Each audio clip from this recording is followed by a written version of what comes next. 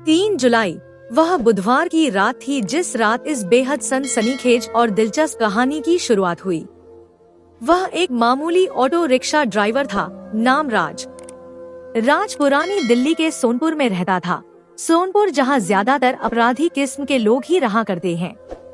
जेब तराशी, बूटलेगर्स और chain snatching से लेकर किसी का कत्ल तक कर देना भी उनके लिए यूं मजाक का काम है, जैसे किसी ने कान पर बैठी मक्खी उड़ा दी हो। राज इस दुनिया में अकेला था, बिल्कुल तन्हा।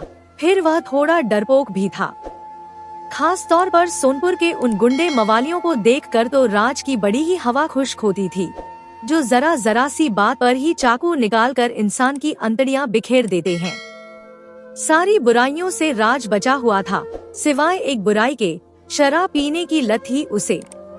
उस वक्त भी रात के कोई 9:15 बज रहे थे और राज सोनपुर के ही एक दारू के ठेके में विराजमान था। उसने मेज से उठाकर दारू की बोतल मुंह से लगाई, चेहरा छत की तरफ उठाया, फिर हल्के पीले रंग वाली दारू को गटागट हलक से नीचे उतार गया। उसने जब फट की जोरदार आवाज के साथ बोतल वापस मेज पर पटकी तो वह पूरी तरह खाली हो चुकी थी। ठेके में चारों तरफ गुंडे मवालियों का साम्राज्य कायम था। वह हंसी मजाक में ही भद्दी भद्दी गालियां देते हुए दारू पी रहे थे और मसाले के भुने चने खा रहे थे। कुछ वेटर इधर उधर घूम रहे थे। ओ ये इधर आ, राज ने नशे की तरंग में ही एक वेटर को आवाज लगाई। क्या है? मेरे वास्ते एक दारू की बोतल लेकर आ, जल्दी, फौरन। आदेश दनाने के बाद राज ने अपना मुंह मेज की तरफ झुका लिया और फिर आंखें बंद करके धीरे धीरे मेज ठकठकाने लगा। तभी उसे महसूस हुआ जैसे कोई उसके नजदीक आकर खड़ा हो गया है। बोतल यहीं रख दे और फूट यहाँ से। राज ने समझा वेटर है, लेकिन उसके पास खड़ा व्यक्ति 1 इंच भी नहीं हिला। अबे सुना नहीं क्या? झल्ला कर कहते हुए राज ने जैसे ही गर्दन ऊपर उठाई, उसके छक्के छूट गए। मेज पर ताल लगाती उसकी उंगलियां इतनी बुरी तरह कांपी कि वह लरच कर अपने ही स्थान पर ढेर हो गई। सामने रंगीला सेठ खड़ा था, दारू के उस ठेके का मालिक, लगभग 50-55 वर्ष का व्यक्ति। लाल सुर्ख आंखें, लंबा चौड़ा डील डॉल और शक्ल सूरत से ही बदमाश नजर आने वाला। रंगीला सेठ, आप? राज की आवाज थर थरा उठी। आप? राज कुर्सी छोड़कर उठा। बैठा रह। रंगीला सेठ ने उसके कंधे पर इतनी जोर से हाथ मारा कि वह पिच के गुब्बारे की तरह वापस धड़ाम से कुर्सी पर जा गिरा। मैंने आपको थोड़े ही बुलाया था सेठ। मुझे मालूम है तूने मुझे नहीं बुलाया, रंगीला सेठ गुर्राकर बोला। फिर आपने क्यों कष्ट किया सेठ? ले पढ़ इसे। रंगीला सेठ ने कागज का एक पर्चा उसकी हथेली पर रखा। यह क्या है? उधारी का बिल है, रंगीला सेठ ने दोबारा गुर्राकर कहा। पिछले 10 दिन से तू दारू फ्री का माल समझकर चढ़ाए जा रहा है। अब तक कुल मिलाकर 1080 रुपए हो गए हैं। बस, राज ने दांत चमकाए। इतनी सी बात? चुप रह, यह इतनी सी बात नहीं है। मुझे अपनी उधारी अभी चाहिए, फौरन। लेकिन मेरे पास तो आज एक पैसा भी नहीं है सेठ। राज थोड़ा परेशान होकर बोला।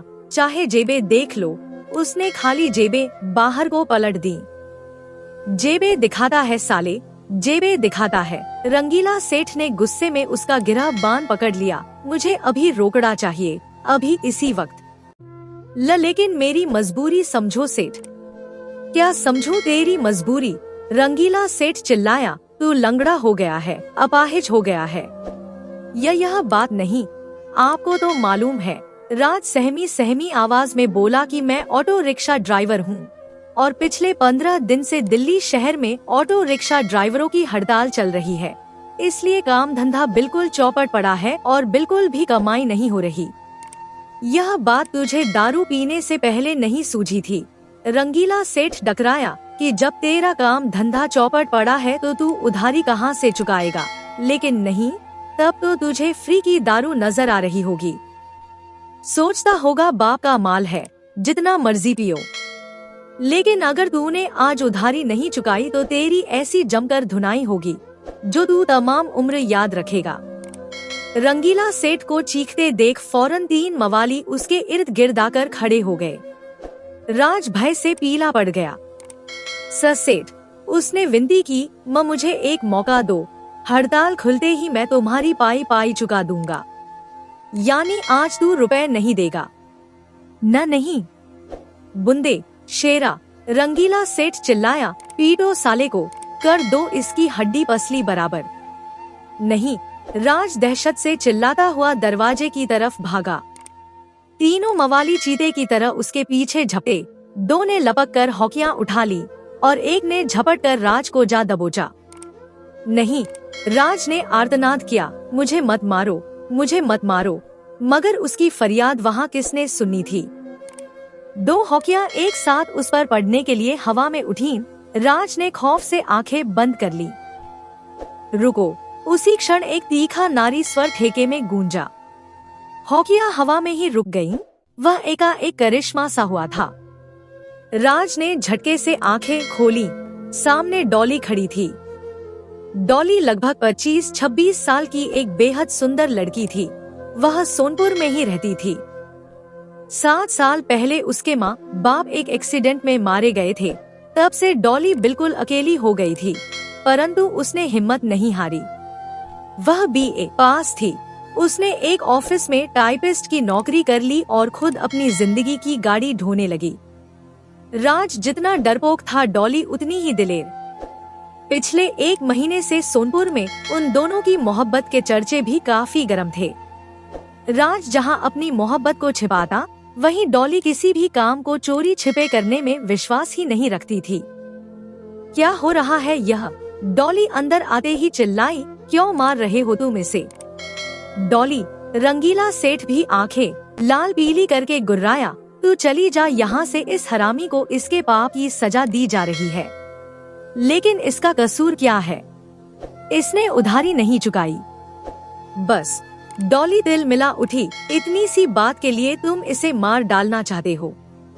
यह इतनी सी बात नहीं है बेवकूफ लड़की। रंगीला सेठ का कहर भरा स्वर, आज इसने उधारी नहीं चुकाई, कल कोई और नहीं चुकाएगा। यह छूत की ऐसी बीमारी है जिसे फौरन रोकना जरूरी होता है, और इस बढ़ती बीमारी को रोकने का एक ही तरीका है, इस हरामी की धुनाई की जाए सबके सामने, इधर ही, ताकि सब देखें। लेकिन इसकी धुनाई करने से तुम्हें अपने रुपए मिल जाएंगे। जबान मत चला डॉली, अगर तुझे इस पर दया आती है तो तू इसकी उधारी चुका दे और ले जा इसे। कितने रुपए हैं तुम्हारे? 1080 रुपए। डॉली ने फौरन झटके से अपना पर्स खोला, रुपए गिने और फिर उन्हें रंगीला सेठ की हथेली पर पटक दिए। ले पकड़ अपनी उधारी। फिर वह राज के साथ तेजी से दरवाजे की तरफ बढ़ी। वाह वाह! पीछे से एक गुंडा व्यंग्य पूर्वक हंसा, प्रेमिका हो तो ऐसी, जो दारू भी पिलाए और हिमायत भी ले। राज ने एकदम पलटकर उस गुंडे को भस्म कर देने वाली नजरों से घूरा। तेरी तो, राज ने उसे गाली देनी चाहिए। गाली नहीं, गुंडा शेर की तरह दहाड़ उठा, गाली नहीं। अगर गाली तेरी जबान से निकली तो मैं तेरा पेट अभी यहीं के यहीं चीर डालूंगा। चल। डॉली ने भी राज को झिड़का, चुपचाप घर चल। राज खून का घूंट पीकर रह गया, जबकि ठेके में मौजूद तमाम गुंडे उसकी बेपसी पर खिलखिलाकर हंस पड़े। तू क्यों गई थी ठेके पर? अपने एक कमरे के घर में पहुंचते ही राज डॉली पर बरस पड़ा। क्यों नहीं जाती? बिल्कुल भी नहीं जाती, राज चिल्लाया। वह हद से हद क्या बिगाड़ लेते मेरा, मुझे हॉकियों से पीठ डालते, धुन डालते। तुझे नहीं मालूम वहाँ एक से एक बड़ा गुंडा मौजूद होता है। डॉली ने हैरानी से राज की तरफ देखा। ऐसे क्या देख रही है मुझे? अगर तुझे मेरी इज्जत का इतना ही ख्याल है तो तू ठेके पर जाता ही क्यों है? छोड़ क्यों नहीं देता इस शराब को? मैं शराब नहीं छोड़ सकता। क्यों नहीं छोड़ सकता? डॉली झुंझलाई। और अगर नहीं छोड़ सकता तो फिर कमाता क्यों नहीं? ऑटो रिक्शा ड्राइवरों ने ही तो हड़ताल की हुई है, जबकि कमाने के तो और भी 100 तरीके हैं। देख देख, मुझे भाषण मत दे। मैं भाषण दे रही हूँ। और नहीं तो क्या दे रही है? राज चिल्लाया। थोड़ी सी उधारी क्या चुका दी? अपने आप को तोप ही समझने लगी। अगर ऐसा समझता है तो यही सही, डॉली बोली। ज्यादा ही हिम्मत वाला है तो जा, मेरी उधारी के रुपए मुझे वापस लाकर दे दे। मुझे गुस्सा मत दिला डॉली, राज आक्रोश में बोला। नहीं तो क्या कर लेगा तू? मेरे रुपए अभी वापस लाकर दे देगा। कहाँ से लाएगा? रुपए क्या पेड़ पर लटक रहे हैं या जमीन में दफन है? मैं कहीं से भी लाकर दूं, लेकिन तुझे तेरे रुपए लाकर दे दूंगा। और तब डॉली ने वो शब्द बोल दिए जो राज की बर्बादी का सबब बन गए, जिनकी वजह से एक खतरनाक सिलसिले की शुरुआत हुई। ऐसे सिलसिले की जिसके कारण राज त्राही त्राही कर उठा। ठीक है, डॉली बोली, अगर अपने आप को इतना ही धुरंधर समझता है तो जा, मुझे मेरे रुपए वापस लाकर दे दे। राज फौरन बाहर गली में खड़ी अपनी ऑटो रिक्शा की तरफ बढ़ गया। डॉली चौंकी। रात के 10 बजने जा रहे थे। लेकिन इतनी रात को कहाँ जा रहा है तू? तेरे वास्ते रुपए कमाने जा रहा हूँ। राज ने ऑटो में बैठकर धड़ाक से उसे स्टार्ट किया। और कान खोलकर सुन डॉली, अब मैं तेरे रुपए कमाकर ही वापस लौटूंगा। अगले ही पल राज की ऑटो सोनपुर की उबड़ खाबड़ सड़क पर तीर की तरह भागी जा रही थी। पीछे डॉली दंग खड़ी रह गई, भौंचक्की। यह बात तो डॉली की कल्पना में भी नहीं थी कि राज इस तरह इतनी रात को रुपए कमाने निकल पड़ेगा। तभी एकाएक काले सितारों भरे आसमान पर बादल घिरते चले गए, काले घनघोर बादल। पलक झपकते ही उन्होंने स्याह आसमान के विलक्षण रूप को अपने दानव जैसे आवरण में ढांप लिया। तेज बिजली कौंधी और फिर मूसलाधार बारिश होने लगी। डॉली का दिल कांप गया। वह दैत्याकार काली घटाओं से घिरे आसमान की तरफ मुंह उठाकर, मेरे राज की रक्षा करना भगवान, मेरे राज की रक्षा करना। लेकिन नहीं, उसका राज तो पल प्रतिपल अपनी बर्बादी की तरफ बढ़ता जा रहा था, अपनी मुकम्मल बर्बादी की तरफ। राज ने अपनी ऑटो रिक्शा कनॉट प्लेस के रीगल सिनेमा के सामने ले जाकर खड़ी की। जिस हिस्से में उसने ऑटो रिक्शा खड़ी की, वहाँ घुपा अंधेरा था। सिनेमा पर दिल वाले दुल्हनिया ले जाएंगे चल रही थी। राज ने सोचा कि वह नाइट शो छूटने पर वहाँ से सवारियां ले जाएगा, लेकिन अभी तो सिर्फ 10:15 बजे थे। शो छूटने में काफी टाइम बाकी था। राज ने सीट की पुष्ट से पीठ लगाकर इत्मीनान से आंखें बंद कर ली। मूसलाधार बारिश लगातार हो रही थी। मस्त बर्फीली हवा ने राज पर चढ़े दारू के नशे को 2 गुना कर दिया। परंतु एक बात चौंकाने वाली थी, इतनी तेज मूसलाधार बारिश में भी फ्लाइंग स्क्वाड की एक मोटरसाइकिल लगातार उस इलाके का चक्कर काट रही थी। मोटरसाइकिल पर 2 पुलिसकर्मी सवार थे।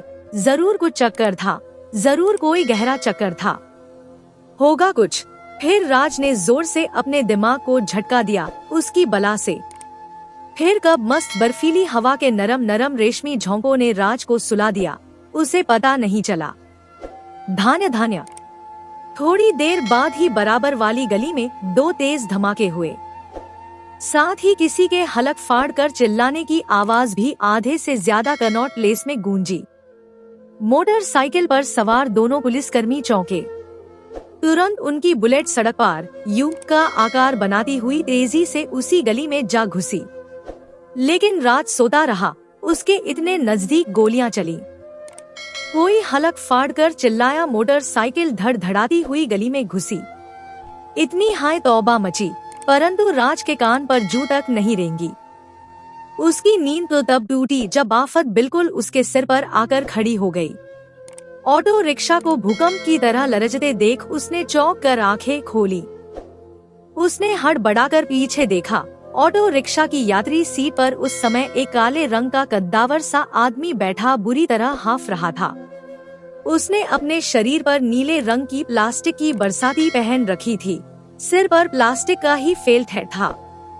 कद्दावर आदमी के हाथ में एक काले रंग का ब्रीफ केस भी था, जिसे वो अपनी जान से भी ज्यादा संभाल कर सीने से चिपटाए हुए था।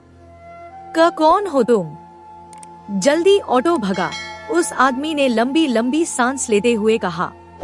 वह बेहद खौफजदा था। लेकिन सुना नहीं। वह आदमी चिंगाड़ उठा और उसने बरसाती की जेब से रिवॉल्वर निकालकर एकदम राज की तरफ तान दी। जल्दी ऑटो स्टार्ट कर, वरना एक ही गोली में तेरी खोपड़ी के परखचे उड़ जाएंगे। राज के होश फना हो गए। पलक झपकते ही उसका सारा नशा हिरन हो चुका था। फिर उसके हाथ बड़ी तेजी से चले। उसने ऑटो स्टार्ट की और गियर बदला। फौरन ऑटो रिक्शा सड़क पर बिजली जैसी रफ्तार से भागने लगी। राज ऑटो रिक्शा चला जरूर रहा था, लेकिन उसके दिल दिमाग में नगाड़े बज रहे थे, ढेरों नगाड़े। चेहरे पर आतंक ही आतंक था। तभी राज को अपने पीछे किसी वाहन की घर घराहट सुनाई दी। उसने उत्सुकता पूर्वक शीशे में देखा। फौरन राज के छक्के छूट गए। उसके मुंह से चीख सी खारिज हुई, पुलिस। दोस्तों, इस कहानी का अगला भाग देखने के लिए चैनल को सब्सक्राइब करें और कमेंट करके हमें बताएं कि ये कहानी आपको कैसी लगी। कहानी सुनने के लिए आपका बहुत बहुत धन्यवाद।